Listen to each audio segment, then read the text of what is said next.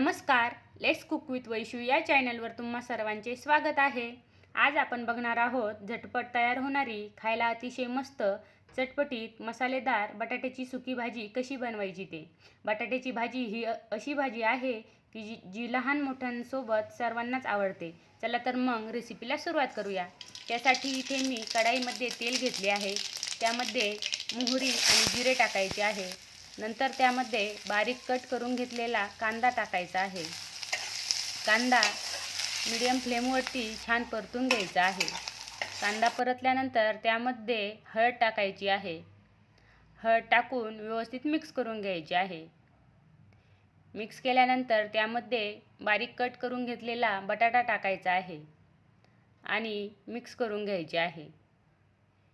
बटाटा मिक्स केल्यानंतर बटाटा व्यवस्थित परतून घ्यायचा आहे। हे बघा, इथे आपण बटाटा व्यवस्थित मिक्स करून घेतला आहे। आता त्यामध्ये अर्धा चम्मच मीठ टाकायचे आहे आणि पुन्हा व्यवस्थित मिक्स करून घ्यायचे आहे।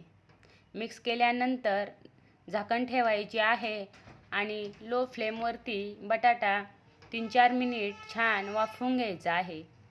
हे बघा, इथे आपण 3-4 मिनिट बटाटा छान वाफवून घेतला आहे। आपला बटाटा इथे छान शिजला आहे।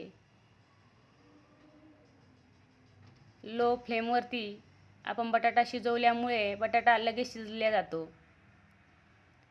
त्याला पाणी टाकायची गरज पडत नाही। हे बघा, इथे आपला बटाटा खूप छान शिजला आहे। आता त्यामध्ये लाल तिखट, गरम मसाला आणि धने पावडर टाकायची आहे। सर्व मसाले टाकून पुन्हा व्यवस्थित मिक्स करून घ्यायचे आहे। मिक्स केल्यानंतर त्यामध्ये आपण शेंगदाण्याचा कूट टाकला आहे। शेंगदाण्याचा कूट टाकायचा आहे आणि पुन्हा 1 मिनिट छान परतून घ्यायचे आहे। इथे आपण पुन्हा बटाटा 1 मिनिटभर छान परतून घेतला आहे। आता वरून थोडीशी कोथिंबीर टाकायची आहे। अतिशय चटपटीत मसालेदार बटाट्याची भाजी इथे तयार झाली आहे। तुम्ही ही भाजी चपाती, फुलके किंवा वरण भातासोबत खाऊ शकता।